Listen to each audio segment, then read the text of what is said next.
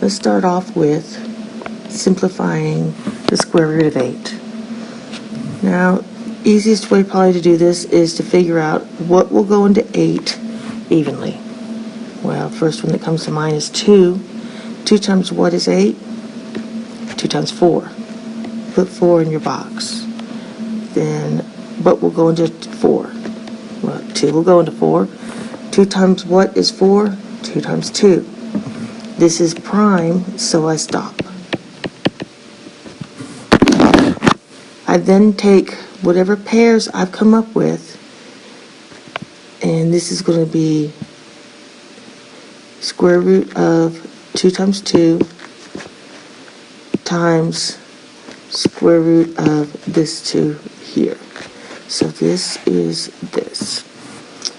This is equal to the square root of 4 times the square root of 2. And the square root of 4 is 2. Square root 2 is an ugly number, so we leave it alone. Another way you could have done this is factor tree.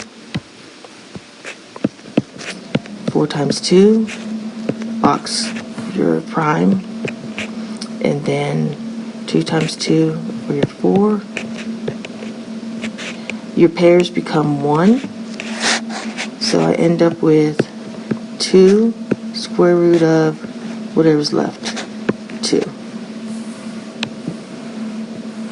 The next problem is a square root of 48. I can simplify this the same way I did with my 8. I can go 48. What will go into 48 evenly? Well, 2 will. 2 times what is 48? 2 times 24. What will go into 24 evenly? Well, 2 will go in that evenly. And I will have 12 left over. What will go into 12? 2 again. And 2 times what is 12? 2 times 6. And guess what will go into 6? 2 again. And 2 times what is 6? 3. So I'm looking for my pairs. So here's a pair, here's a pair, and then I have odd man out 3. So this pair becomes 2. This pair becomes a 2. And this one is odd man out, so he stays in the radical sign. So 2 times 2 is 4, so I have 4 square root 3. The next problem is 1 over square root 2.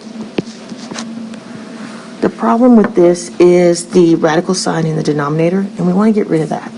The only way that we can do this, because we have an expression, is I can only multiply by 1.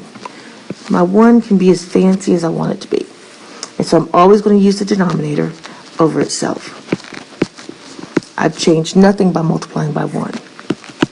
This is going to give you square root 2 over square root 2 times square root 2.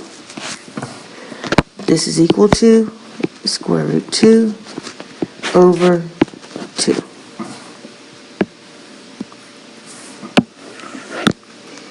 The next problem, square root 3 over 5. Well, I want to separate this out to be square root 3 over square root 5. The square root 3 is not an issue. It can stay in the numerator.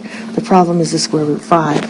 So I'm going to multiply again by my fancy 1, and this time I'm going to choose square root 5 over square root 5. When I simplify this, I have square root 3 times square root 5 over square root 5 times square root 5. This will be equal to square root 15 over 5. The last problem,